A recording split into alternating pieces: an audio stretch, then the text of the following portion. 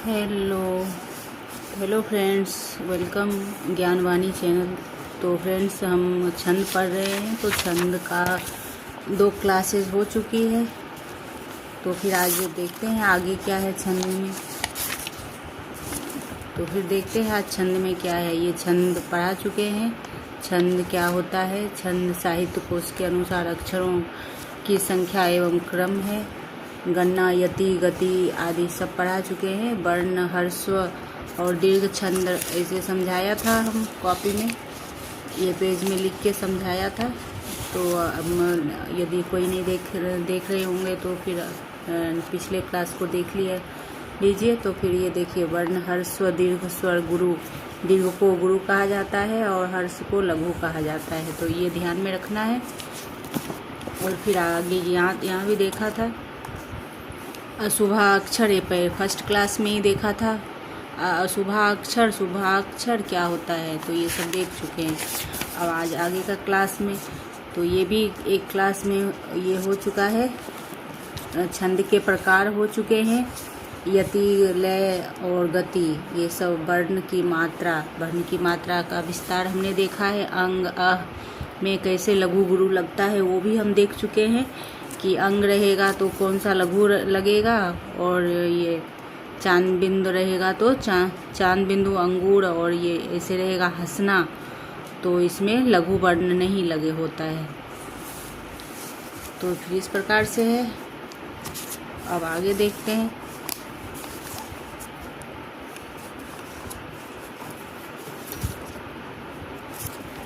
तब यहाँ पे देखिए, ये या, माता, राजभान, सलगा, ये पढ़ चुके हैं। ये तालिका तक पढ़ चुके हैं और छंदों के भेद आज देखेंगे। ये देखिए कितना होता है, 6 छंद के प्रकार 6 होते हैं। तो क्या क्या होते हैं पहले फिर से देख लेंगे। छंद के प्रकार में छंद के पाद या चरण, तो ये हमने समझाया था। फिर लय होती है, दूसरा लय होती है यति, गति, और फिर वर्ण, मात्रा और गण, ये गण है। तो गण ये है गण। इस गण के बारे में हम आज विस्तार से पढ़ते हैं। तो गण में क्या है तो देख लेते हैं। कविता में वर्ण और मात्रा की गणना का छंद की दृष्टि से बड़ा महत्व है, इसलिए गणना के नियम निरूपित किए गए हैं। वर्णों के निश्चित क्रम से बनाए गए हैं। समूह को गण कहते हैं। 3 वर्णों का समूह गण कहलाता है। 3 वर्ण का समूह गण कहलाता है। छंद शास्त्र में 8 गण स्वीकार किए गए हैं। तो ये है, तो जैसे हमने समझाया था कि ये 3 वर्ण का गण होता है। तो ये तीन शब्द का गण होता है, ये बताया था। तो यही है या, मा, ता, राज, भा, जभान, सलगा, इसी से बना है। या, माता, ये मातारा पहले हम समझा चुके हैं पिछले क्लास में। फिर मातारा, फिर ताराजा, फिर राजा भा, और ये जा, फिर जा से जाभान, ये भानसा, ये नसल, न सलग, फिर स से सलगा, ये लास्ट हो गया। ये सलगा, भान सलगा है। ये है ना सूत्र, यही सूत्र है, ये याद रखना है। या, माता, राजभान, सलगा, ये याद रखना है। ये पीजीटी में तो इससे प्रश्न बहुत ही भर के बनते हैं। व्याकरण से ही अधिकतर प्रश्न पीजीटी में बनते हैं। और मतलब 60% व्याकरण होंगे तो 40% साहित्य से होगा। तो यगन, अब इसमें गण क्या लगेगा? यगन, य से यगन होगा, म से मंगन होगा, ता से तगन होगा, और र से रगन होगा, ज से जगन होगा, भा से भगन होगा, न से नगन, और स से सगन। तो ये गण है। ये शब्द है या, मा, रा, ता, भान, सलगा, ये गण है। और ये देखिए यगन, मात्रा का योजना किस प्रकार है, तो इसका या, माता का ये लगा हुआ है, मात्रा का योजना। और ये 3 है, 3 मात्रा है, और वर्ण संख्या 3 है, 1 2 3।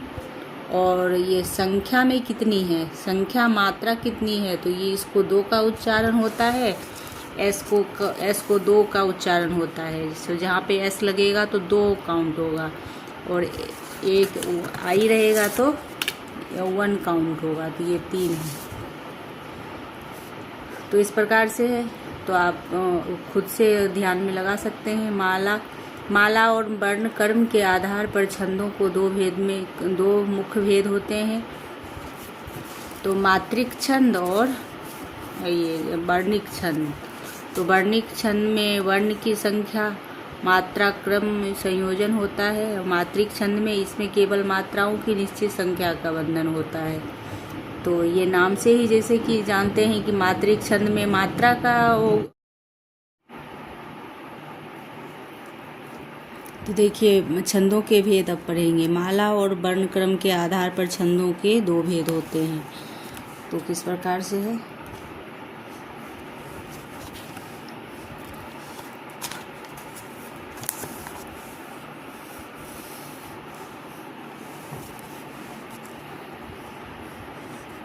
तो मात्रिक छंद इसमें केवल मात्राओं की निश्चित संख्या का बंधन होता है, और वर्ण संख्या घट सकता है। वर्णिक छंद में वर्णिक छंदों में वर्ण संख्या और मात्रा क्रम का संयोजन होता है। इनमें वर्णों की मात्राओं का क्रम मुख्य 2 होता है।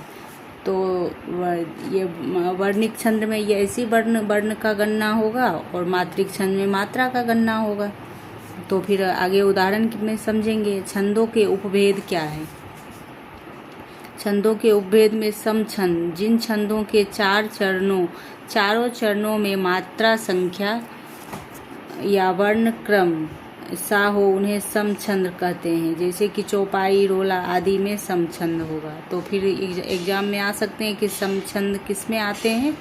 तो चौपाई, रोला में। और अर्ध सम छंद किस में आएंगे? जिन छंदों में प्रथम, तृतीय और द्वितीय, चतुर्थ चरणों में मात्रा संबंध और वर्ण क्रम समान हो, उसे अर्ध सम छंद कहा जाता है। तो दोहा और सोरठा में इसमें प्रथम और तृतीय हो गए, और द्वितीय और चतुर्थ। जैसे कि दोहा होता है ना, तो बीच में पूर्ण विराम होता है।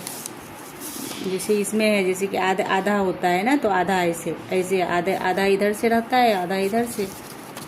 तो जैसे ये देखिए मेरे कविता, ये दोहा का देखते हैं।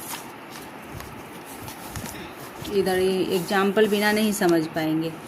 जैसे कि देखिए एक ही चरण है, इसमें एक ही चरण है, बड़े में 2 होता है। जैसे कि जप माला छापे तिलक, और यहाँ पे कॉमा है, तो ये एक चरण यहाँ से यहाँ तक हो गया। और सरे न एको कामू, तो ये दूसरा चरण हो गया, और ये तीसरा चरण हो गया। तो वही वहाँ पे बताया गया है कि पहला और तीसरा। मन कांचे नाचे बिरथा, और सांचे राचे रामो। तो ये चार चरण के ये छंद हैं। तो यहाँ पे यही बताया गया है कि जिन छंदों में प्रथम और तृतीय और द्वितीय और चतुर्थ चरणों में मात्रा संख्या वर्ण क्रम समान हो। अब इसका ना तब मैंने वो बताया था ना कि पहले कि इसको मैथ्स जैसे ध्यान में फार्मूला जैसे ध्यान में रखना पड़ता है। जैसे पहला और तीसरा बताया गया है, तो ये पहला हो जाएगा, और ये तीसरा 1 2 3, और दूसरा चौथा ये होगा, 2 ये होगा और 4 ये होगा। तो इस प्रकार से इसका है, तो ध्यान रखना पड़ेगा। तो इसमें चारों छंदों के चरणों में, तो जैसे कि कोई भी दोहा लिखा जाएगा तो चार चौपाई में 4 होंगे। तो अर्ध सम्मात्रिक छंद में इसका तृतीय, दूसरा और चौथा चरण मात्रा संख्या क्रम समान होंगे। जैसे कि 11 12 का है, 13 है, तो जैसे कि दूसरे में, जैसे कि दूसरे और चौथे में 11 और 12 का समान होंगे, तो 11 11 हो जाएगा। दूसरा और चौथा 11 11 हो जाएगा। प्रथम और ये सम अर्ध सम है, तो ये 13 और 13 हो जाएगा इस प्रकार। तो वर्ण क्रम समान नहीं है। तो और आगे देखते हैं, मतलब ज़्यादा से ज़्यादा यदि उदाहरण से देखेंगे तो ही समझ में आएगा। और फिर एग्ज़ाम में तो दोहा दे दिया जाएगा, और फिर मात्रिक छंद चौपाई है ये सब पूछ लिया जाता है। तो अंदर से अंदरूनी ज्ञान रहेगा तो भी हम बता सकते हैं। विषम छंद में क्या होता है? तो जिन चरणों में मात्राओं की वर्णों की गणना की संख्या तथा क्रम में असमानता हो उसे विषम छंद कहा जाता है। जैसे कुंडलियाँ, विषम छंद में क्या है कि मात्राओं की विषम असमानता हो। कुछ प्रमुख छंदों का परिचय है। तो इस प्रकार अब समझाया गया है। चौपाई, यह एक सममात्रिक छंद है। इसमें 4-4 चरण होते हैं, अतः अंत में जगन तगन न रखने का विधान है। पहले, दूसरे और तीसरे चौथे चरण के अंतिम शब्दों की तुक मिलती है और अंत में गुरु के बाद लघु नहीं आता। इस छंद को 2 चरणों में को मिलाकर एक अर्धाली बनता है। तो आप देखिए, बिना ये जैसे पढ़ लिया और बिना ये इसका उदाहरण बिना समझे और जमाए हुए नहीं समझ सकते। तो देखिए, जैन मित्र दुख होई दुखारी, जैन मित्र दुख होई दुखारी, ये 16 मात्राएं हैं इसमें। तो सभी में 16 मात्रा होगी। तिनहि बिलोकत पातक भारी, निज दुख गिरी समरज करी जाना, मित्रक दुख रज मेरु समाना। तो एक अन्य उदाहरण है इस प्रकार। इसमें 16 मात्राएं हैं, तो गिन सकते हैं। जैसे कि देखिए, पहले बता चुके हैं कि ऐ की मात्रा बड़ी है ना, बड़ी मात्रा, तो ये गुरु होगा, और ये ना तो लघु होगा। ये 3 हो गया। इसमें मी, ये मात्रा हो गई तो एस होगा, और त्र है, ये संयुक्ताक्षर है, तो इसलिए ये गुरु हो गया। और दुख, तो ये छोटी कोई मात्रा है, और ये ख है तो लघु, ये दोनों लघु हुआ। हो ही दुखारी, तब इसको काउंट कर लीजिए 16 होता है कि नहीं। ये 2 1 3, ये 2 माना जाता है, 1 3 2 1 3 6 7 8 2 10 1 11 12 13 14 15 16, ये 16 मात्राएं। तो ये सभी में, चारों में 16 मात्राएं होगी, गिन सकते हैं। इसमें ऐसे जमा के आप गिन सकते हैं, 16 मात्राएं होंगी। तो इसमें देखिए, अन्य में तो इसमें भी 16 मात्राएं हैं। सत्संगति मुद मंगल मूला, सोई फल सुधि सिद्धि सब साधन फूला, 60 सुधि रही सत्संगति पाई, पारस परस कुधातु सुहाई। यह अर्ध सममात्रिक छंद है। दूसरा है क्या है, यह सममात्रिक छंद है। इसमें सम मीन्स बराबर होता है, सभी में बराबर है। अब ये दोहा में क्या है, अर्ध सममात्रिक। अर्ध सममात्रिक किस प्रकार से है समझ लेते हैं।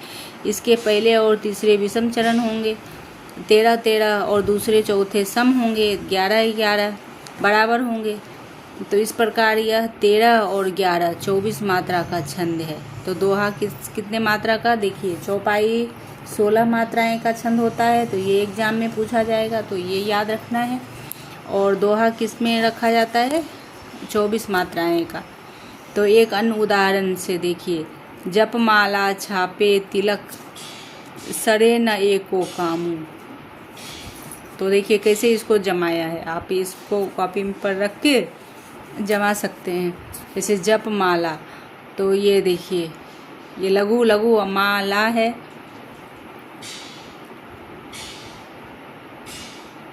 जप माला। यहाँ भी एक और लगेगा, एक और लगेगा। और छापे और तिलक, तिलक में ये देख लीजिए लघु है, और इसमें जप माला, ये लघु लघु है, इसमें माला आ की मात्रा है, इसमें भी ला है, तो गुरु लगेगा। और फिर तिलक, और ये सरे, इसका ये है, ना का ये है, और ए को, ए का पहले हम पढ़े हैं कि ए भी गुरु होगा, क्योंकि ए ऐ तो मात्रा वाले नहीं हो, ए भी होगा गुरु, क्योंकि वो एग्जाम्पल में दिया हुआ था। कामू, तो का मुँह, वो छोटी ऊ की मात्रा, इसलिए लघु लगा। तो इसको गिनिए, इसको काउंट कर सकते हैं। तो यहाँ तक काउंट किया जाएगा, यहाँ तक इस मात्रा को, तो 13 होगा, और इधर वाला 11 होगा। तो ये है, देखिए, 3 4 2 6 2 8 2 10 1 11, ये 11 हो गया, और इसको 13 होना चाहिए। तो 4 4 2 6 6 4 10 10 11 12 13 हो गया। तो इस तरह से ये है। तो रहीमन पानी राखिए बिन पानी सब सुन, बानी गए ना उभरे मोती मानुष चून। तो यह भी 13-11 की होगी। ये सम्मात्रिक छंद, अर्ध सम्मात्रिक छंद है। 24 मात्राइक होगा तो ये अर्धमात्रिक छंद है। सोरठा में क्या है? सोरठा छंद दोहा का उल्टा है। सोरठा के विषय में पहले और तीसरे चरणों में 11 मात्राएं और सम दूसरे चौथे चरणों में 13-13 मात्राएं होती है। विषम चरणों में के अंत तक मिलती है। उदाहरण तो यह है 11, 13, 24। तो ये लिखा हुआ है। लिखकर लोहित लेख, डूब गया दिन मणि, आहा व्योम सिंधु सखी देख, तारक बुद्ध बुद्ध देख। तो इसको जमाया है। यदि आप समझ गए हैं तो खुद से जमा के देखिएगा। जैसे इसका लिख कर लघु लघु हुआ, लोहित में ये वो हो गया, तो ये देख लीजिए, समझ लीजिए। तो इसको आप काउंट कीजिएगा तो ये 24 मात्राएं हो जाएगी। और इतने का इधर ही काउंट किया जाएगा और इतने का इधर, ये 13-11 होगा ये। और हम भी बहुत दिनों के बाद देखते हैं तो हम भूल जाते हैं, फिर काउंट करते हैं तो होता नहीं है, और फिर याद आता है बहुत देर के बाद कि नहीं, ये पूरे को काउंट किया नहीं जाएगा। जहाँ पे कॉमा है ये 4 भागों में है, तो आधा ये 1 है। 1 चरण ये हुआ, 2 चरण ये, तीसरा 4 चरण में है। ये सोरठा दोहा 4 चरण में है। और चौपाई का 4 चरण ऐसा होता है, इसमें बीच में कॉमा नहीं होता है। चौपाई सीधी सीधी होती है, तो ये ध्यान रखना है। तो फिर और देख लेते हैं। लेख और देख में तुक मिल रही है। तो एक अन्य उदाहरण 11 धन ये 13 में 24 है। तो महामोह तप पुंज, जासु बन रवि निकर, बंदव गुरुपद कुंज, कृपा सिंधु न रूप हरि, महामोह तप पुंज, जासु वचन रवि कर निकर। तो फ्रेंड्स ये दोहा ही आएगा एग्जाम में। दोहा, और एग्जामिनर का तो पूछने का कुछ है ही नहीं, लेकिन अधिकतर दोहा आ जाता है। तो ये दोहा से ही समझना होता है कि कौन सा छंद है। और लोहा छंद है कि चौपाई होगा, क्या होगा। तो रोला, ये चौपाई में 16 मात्राएं हैं, ये याद रखना है। दोहा में 24 हैं और रोला में कितना है? 24 है। रोला में भी 24 है। यह सब मात्रिक छंद है। इसके प्रत्येक रोला छंद यह सब मात्रिक छंद है। इसके प्रत्येक चरण में 24-24 मात्राएं होती है।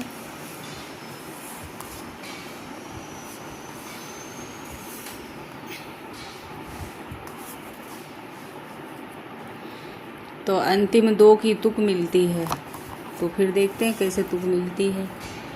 जैसे 11-13, तो नव उज्ज्वल जलधार, हार हीरक सी सोहित, बिच बिच छहरती बूंद, मध्य मुक्ता मुनि पोहती, लोल लहर लही पवन, एक पे एक इमी आवत, जिमी नर नरगन मन विविध मनोरथ करत मिटावत। एक अन्य उदाहरण है 11-13 का है ये 24 होगा। तो इसको जमा कर देखना होगा लघु गुरु करके।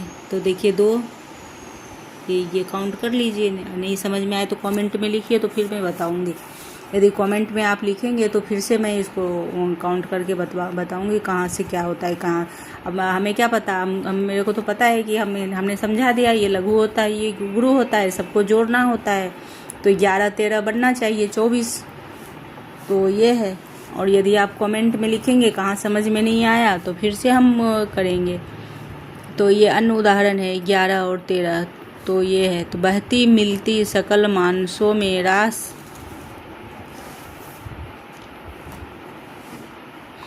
होते जगती जीव मंजू भोगे भोगी, खोज न मिलता कोई रोगी। तब इसको भी ऐसे ही जमा के काउंट किया है। और आपके एग्जाम में इस प्रकार आएगा तो आप ऐसे जमा सकते हैं, जमा के काउंट कर लेंगे कि कौन सा छंद है, कुंडलियाँ हैं। तो ये है रोला छंद। रोला छंद में किस प्रकार है आपको देख के खुद करना होगा। मेरे मतलब टीचर को एक बार बताने से फिर नहीं आएगा, जब तक खुद नहीं करेंगे तब तक। कुंडलियाँ दोहा और रोला होता है। दोहा और रोला का धन होता है। यह विषम मात्रिक छंद है। यह छंद 6 चरणों में होता है। पहले 2 चरण में दोहा छंद तथा अंतिम 4 चरणों में रोला छंद होता है। इन दोनों छंदों के योग से कुंडलियाँ छंद बनता है। इस छंद की अन्य पहचान ये है कि प्रत्येक पंक्ति में 24 मात्राएं होती है। छंद का आरंभिक और अंतिम शब्द एक समान होता है। दोहा छंद का अंतिम चौथा चरण रोला छंद के प्रारंभ में दोहा दोहराया जाता है। तो देखिए 13, 11, 24 का है। बीती ताही विसारी देंगे आगे की सुधि लेही, जो बिनी आवे सहज में ताही में चित देहु, ताही में चित देहु बात जोई बनी आवे, दुर्जन हंसे न कोई चित में खेद न पावे, कह गिरधर कबीराम यह कर्मन प्रतीति। तो ये देखिए ये रोला छंद दोहा है और ये रोला छंद है यहाँ से। तो कह गिरधर कबीराम यह कर्मन प्रतीति और आगे सुधी लेही समुझी बीती सी बीती। यह कुंडली बीती से शुरू होकर बीती पर ही समाप्त हुई है। ताही में चित दे आवृत्ति तीसरी पंक्ति है।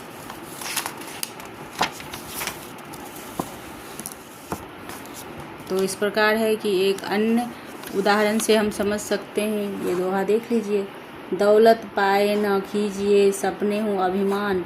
तो अभी ये देखिए चौपाई को जमाया गया है, तो आप जमा के देखिएगा सही में होता है कि नहीं। और फिर एग्ज़ाम के PYQ लगा कर देखिएगा कि हम क्या नहीं कर पा रहे हैं। इसमें 22 से 26 तक का वर्ण होता है। सवैये में 22 से 26 तक का होता है वर्ण होता है। वर्ण संयोजन के आधार पर सवैया छंद के कई भेद किए जाते हैं, जैसे मदिरा सवैया, मतंग यंद सवैया, किरीट सवैया, दुर्मिल सवैया आदि। सवैया में अक्षरों की गिनती के साथ साथ मात्राओं का क्रम भी निश्चित होता है। मतंग यद मालती सवैया के प्रत्येक चरण में भगन 7 भगन होता है और 2 गुरु होता है। तो इस प्रकार 23 वर्ण होते हैं। तो सवैये में ये सवैये का ध्यान में रख लीजिए कि क्या होता है, इसमें 7 भगन होता है। तो ये सवैये में भगन, उधर वो सूत्र का तालिका हमने देखा है तो उसको देख के समझ सकते हैं भगन। तो ये है भगन का, ये सूत्र जमाया हुआ है। तो ये देख लीजिए, पढ़ के समझिए और कमेंट कीजिए कहाँ समझ में नहीं आया तो फिर हम समझाने की कोशिश करेंगे। अब मदिरा सवैया में 7 भगन और 1 गुरु होता है, 22 वर्ण होते हैं। तो ये है। तो फ्रेंड्स एग्ज़ाम के अनुसार हमने पूरी छंद पूरी पढ़ाने की कोशिश की है, बताने का। ऑथेंटिक बुकों से हम पढ़ा रहे हैं, हरदेव बाहरी और 2 राइटर के बुक हैं ये। तो फ्रेंड्स कमेंट कीजिए, लाइक एवं सब्सक्राइब शेयर कीजिए। तो फिर मैं आगे और भी एग्ज़ाम की दृष्टि से देखते हुए कि एग्ज़ाम में क्या आ रहा है क्वेश्चन, तो हम लाएंगे। धन्यवाद, थैंक यू।